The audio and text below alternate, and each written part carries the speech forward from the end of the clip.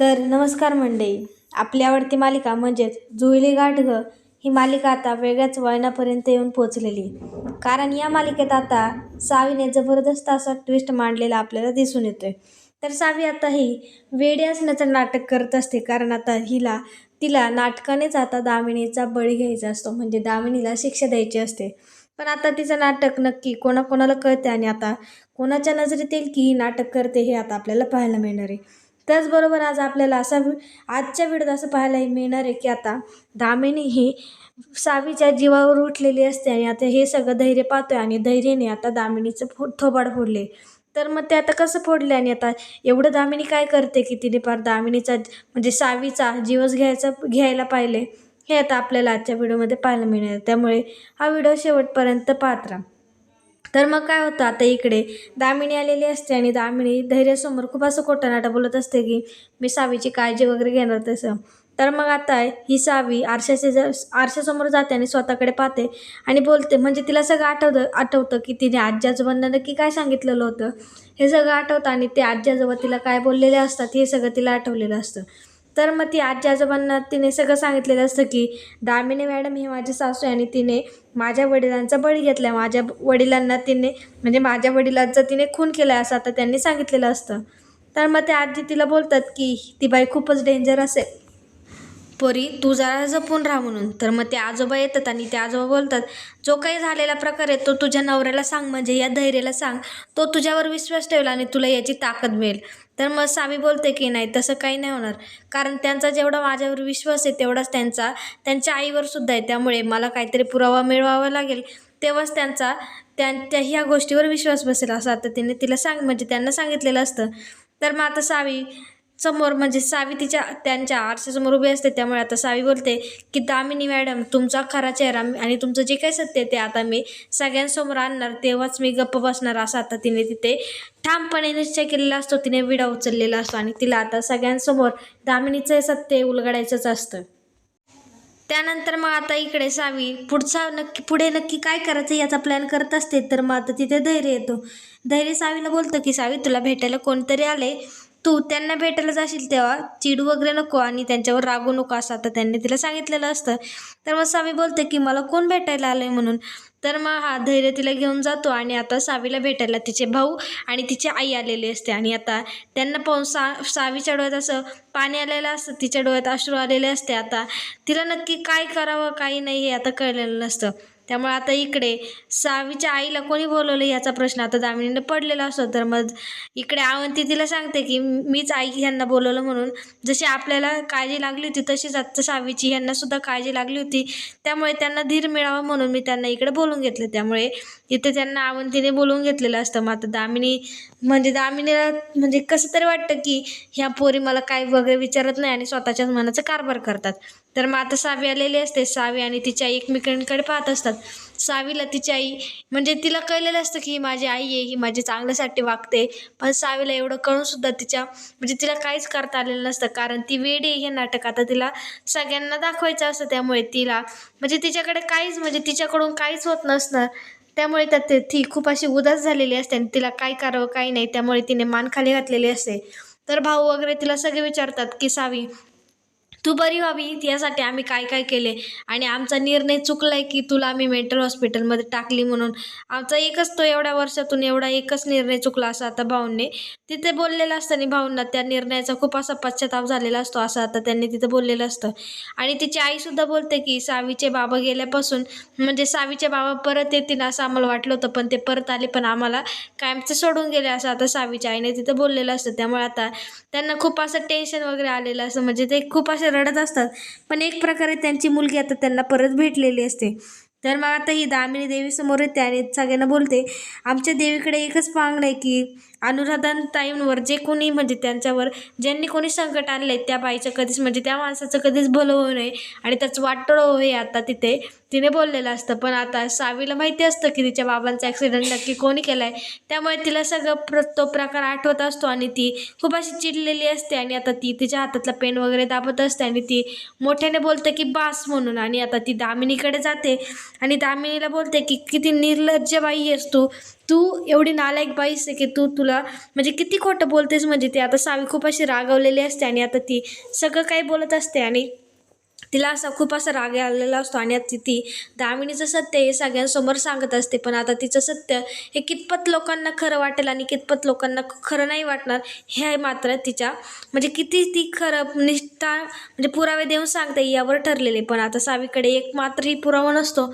आणि सगळे तिला बोलत असतात की ही वेडी. त्यामुळे आता वेडीवर कोण विश्वास ठेवणार. त्यामुळे आता सावीने काहीच बोललेलं नसतं आणि सावी बोलत असते की तू नालायक बाई आहे, तू निर्लज्ज बाई आहे, तूच माझ्या वडिलांचा ॲक्सिडेंट केला आणि तूच त्यांचा खून केला असं आता तिने सांगितलेलं असतं. आणि आता दामिनी फुलाशी घाबरलेली असते आणि तिला असं वाटतं की आता आपलं सगळं भांडंही फुटणार म्हणून. आणि ती आता भाऊंना वगैरे बोलत असते की ही वेड्याच्या नादात काही पण बोलते, हिच्यावर कोणी विश्वास ठेवू नका, मी कशाला करू म्हणून तुझ्या वडिलांचा ॲक्सिडेंट, मी काय ॲक्सिडेंट वगैरे केलेलं नाही असं आता सावी म्हणजे दामिनीने सगळ्यांना सांगितलेलं असतं. पण आता दामिनीवर कोण विश्वास म्हणजे सावीवर कोण विश्वास ठेवू. सगळे तर आता दामिनीवरच विश्वास ठेवणार. तर मग आता धैर्य सावीला घेतो आणि सावीला बोलतो की तू खूप बोलतेस, तू काय बोलते हे तुला कळते का, ती माझी आई आहे आणि ती असं करणार नाही, याला म्हणजे हे मला माहिती आणि ती असं काहीच करू शकत नाही कारण ती माझी आई आणि ती खूप चांगली आहे असं आता धैर्याने तिला सांगितलेलं असतं. पण आता सावी बोलते की ही बाई एक आईपणाला कलंक आहे आणि ही खूप मोठी अशी गुन्हेगार आहे आणि ही बाई कधीच कोणाचं दुसऱ्यांचं भलं करून देणार नाही असं ते तिने तिथे बोललेलं असतं. तर मग आता धैर्य बोलतो की ती तुझी सासू आहे आणि जर तुला हिच्यावर संशय घ्यायचा असेल तर आपलं नातं तुटलं असत. आता धैर्य बोलत असतो. तर मग आता सावीला ते सगळं आठवतं. पण आता सावीचा सगळा भास असतो त्यामुळे आता तिला धैर्य आवाज देतो आणि आता तिच्या हातात जो काही पेन असतो तो तिला टोचलेला असतो. त्यामुळे हा सगळा तिचा भास असतो आणि अशा प्रकारे काहीच तिकडे झालेलं नसतं. तिने काही सगळ्यांना वगैरे सांगितलेलं नसतं की दामिनीने माझ्या वडिलांना मारले वगैरे, त्यांचा खून केला आहे. त्यामुळे आता इकडे धैर्य तिला त्याच्या रूममध्ये घेऊन जातो आणि आता धैर्य तिला झोपत असतो. आता धैर्यसुद्धा इकडे झोपलेला असतो आणि सावीसुद्धा झोपलेली असते. पण मात्र सावीला काही झोप येत नाही कारण तिला तिच्या बाबांचा जो काही ॲक्सिडेंट घडलेला असतो तोच आता तिला सारखा आठवत असतो. त्यामुळे तिला काही झोप आलेली नसते. ती विचार करत असते की मी हे सगळं सत्य कोणाला सांगू आणि मला काही म्हणजे पुरावे शोधायला हे वेड्यापणाचं नाटक करून तिला काही पुरावा मिळणारच नसतो. त्यामुळे ती विचार करते मी आता माझी मदत कोण करणार. आणि आता मग तिच्या लक्षात येतं की तिची मदत आता रीना आणि परागच करू शकतात. त्यामुळे आता तिच्याकडे एकच पर्याय असतो की परागला कॉल करून रीनाला सगळं काही सांगायचं की म्हणजे ती नाटक करते आणि त्यांच्या वडिलांचा ॲक्सिडेंट दामिनीने केलेला आहे आणि त्याबद्दल त्यांना पुरावे मिळावेत म्हणून. यासाठी आता तिच्याकडे एकच पर्याय असतो. त्यामुळे आता तिला परागला फोन करायचा असतो. त्यामुळे आता ती म्हणजे धैर्याचा फोन घेते आणि आता ती परागला फोन करायला लागते. तर मग आता ती परागला कॉल करते. पराग विचार करतो की एवढ्या रात्री धैर्याचा कॉल आणि तो उचलतो. तर मग आता मुलीचा आवाज येतो त्यामुळे तर पराग बोलतं की कोण बोलते म्हणून. तर मग सावी बोलते की मी सावी बोलते. आता परागला काही तिच्यावर विश्वास बसत नाही कारण सावी वेडी हे सगळ्यांना कळलेलं असतं आणि आता ही वेडी त्यांना कॉल कसं काय करेल हे आता म्हणजे सगळ्यांच्या डोक्यात फिट असतं. त्यामुळे तो पुन्हा विचारतो की कोण आहे म्हणून. तर मग आता सावी बोलते की मी सावीच बोलते. तर मग आता त्याचा विश्वास बसतो. तर सावी बोलते की मला तुला काहीतरी सांगायचं आणि मी तुला सगळं सांगेल, तू फक्त धैर्यांच्या घराशेजारी या आणि रीनाला घेऊन या असं आता तिने परागला सांगितलेलं असतं. आणि आता परागसुद्धा म्हणजे परागला सुद्धा उत्सुकता झालेली असते की आता नक्की सावी काय बोलणार आहे आणि सावी कधी बरी झाली, कशी बरी झाली हे त्याला आता जाणून घ्यायचं असतं. त्यामुळे आता तो तिकडे यायला निघतो आणि सावीसुद्धा आता बाहेर आलेली असते. तर ती बाहेर येते. तर मग आता तिथे विलास आलेला असतो. विलास ड्रिंक करून आलेला असतो त्यामुळे तो काही शुद्धीत नसतो. तो सावीला पाहतो पण त्याला काही कळत नाही. तो ड्रिंकच्या नादात असतो त्यामुळे त्याला काहीच कळलेलं नसतं आणि त्यामुळे तो आता सोडून देतो आणि आता तो त्यांच्या रूममध्ये गेलेला असतो. त्यानंतर आता आपल्याला असं पाहायला मिळणार आहे की सावी बायकोच्या कर्तव्याने वटपौर्णिमे साजरी करायला आली असते आणि ती आता वडाच्या झाडाच्या तिथे आलेली असते आणि तिने आता धैर्याला 7 जन्मासाठी बुकिंग केलेलं असतं. पण तिथे सुद्धा आता खूप मोठं संकट हे त्यांच्यापाशी म्हणजे सावीवर आलेलं असतं. पण आता ती त्या संकटावर मात करते आणि आता दुसरं संकट हे तिला आलेलं असतं. तर मग आता जसं सावित्रीने सत्यवानाला वाचवलं होतं तसंच आता सत्यवान सावित्रीला या युगात आता या कलियुगात आता वाचवणार आहे. तर ते कसं, तर ते आता आपल्याला आजच्या व्हिडिओमध्ये पाहायला मिळणार आहे.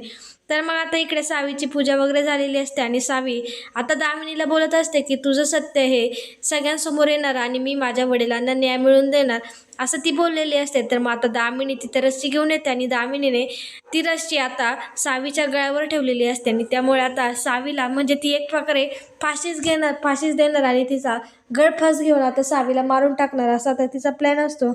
पण मात्र तो काही प्लॅन तिचा सक्सेसफुल होणार नसतो. पण आता इकडे सावीला खूप असा त्रास झालेला असतो, तिचा श्वास गुंतत असतो आणि आता ती दामिनीसुद्धा खूप अशी पॅक धरून तिने रस्सी ओढलेली असते आणि आता सावीला खूप अशी तिथे ती रस्सी रुतलेली वगैरे असते आणि लागलेली सुद्धा असते. पण आता ती सावी हुशार असते आणि सावीला ती बोलते की तुला मी मारून टाकणार म्हणून. आणि मग आता सावी बोलते की नाही, मी माझ्या वडिलांना न्याय मिळवून देणार आणि तुला शिक्षा नक्कीच होणार आणि तुझ्या पापाची शिक्षा ही तुला भोगावीच लागणार, असं आता तिने दामिनीला बोललेलं असतं. तर दामिनी बोलते की तू राहिलीच नाही तर मग तुला माझ्या पापाची शिक्षा मला कोण देणार, असं तर तिने बोललेलं असतं. आणि तेवढ्यात आता तिथे धैर्य आलेला असतो, कारण आता ही दामिनीने तिच्या गळ्याला रस्सीच लावलेली असते आणि दामिनी नक्की असं का करते हा धैर्याला प्रश्न पडलेला असतो.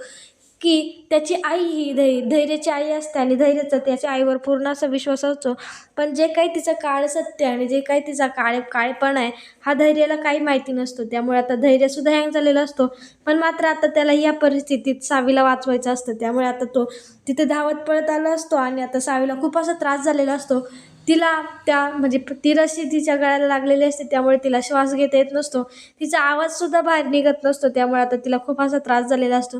कारण आपल्याला जेव्हा म्हणजे आपल्या गळ्याला जेव्हा कोणी दाबतं तेव्हा म्हणजे आपलं सगळंच बंद होतं आणि जर धैर्य तिथे आला नाही तर मग आता सावीचा थोड्याच वेळात जीव जाणार असतो. त्यामुळे आता धैर्य पळत येतो आणि तो त्याच्या आईला ढकलतो आणि सावीला वाचवतो. कारण सावीला जर वाचवलं नाही तर सावी मरू शकते आणि त्याने त्याच्या आईला ढकलून दिलेलं आहे.